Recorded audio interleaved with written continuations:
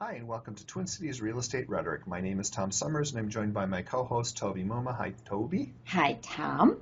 Welcome, everybody, today. How are you doing, Toby? Good, All thanks. right. We are banging these out today like crazy, people, because there's just never enough time to get this done, and we want to stick with this. Right. For those of you that are new to this broadcast, podcast, webcast, call it what you want, we are two licensed real estate agents in the state of Minnesota. We work for Edina Realty. They're our broker. And Toby and I got together about a year ago and said, hey, let's make some videos to help our buyers and sellers out. Right. So we are putting this out for you guys to watch this as well, even if we haven't met, but we are always looking for business. So if you ever need help with buying and selling and you're in the metro area, please give us a call.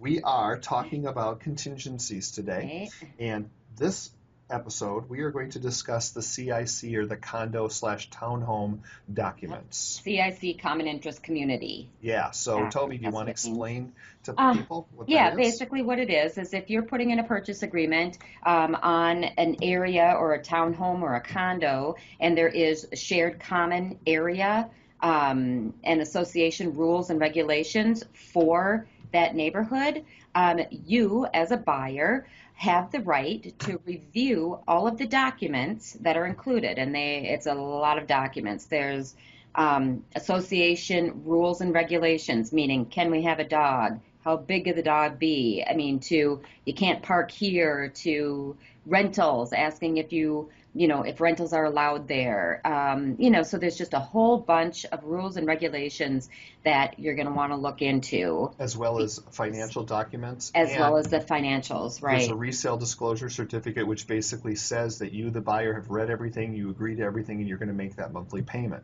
Right. Yeah. So basically, what happens is you put in the contingency addendum along with the purchase agreement, and it says as soon as the purchase agreement is signed, the seller is to provide the buyer with all of these documents, and once the buyer receives them, they will have 10 days to review all of the documents.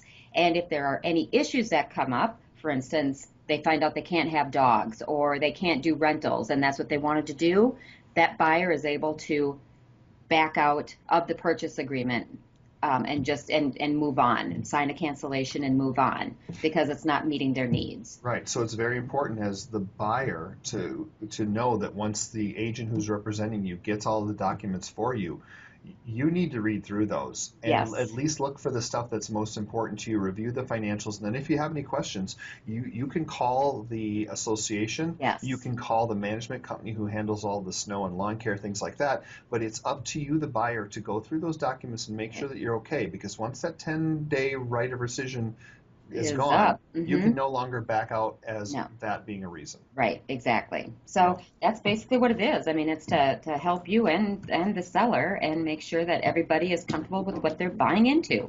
But these only apply to homes like condos, townhomes that have some type of an association and Exactly. management. Yeah, exactly. And I know there are, neighborhoods that have like a $50 annual association.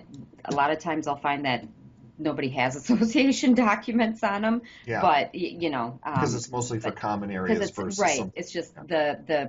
when you're entering the neighborhood or whatever, just that area. But yeah, so But usually it's mostly for condos and townhomes.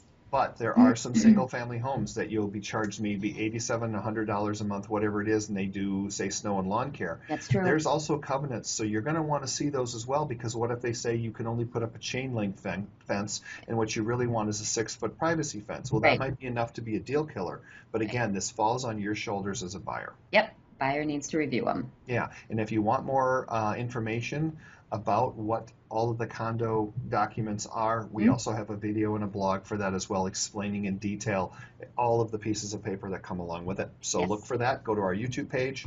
Thank you so much for tuning in. We hope this was helpful. Have a great day, and we'll see you next time. Thanks, Tom. Bye. It's Toby.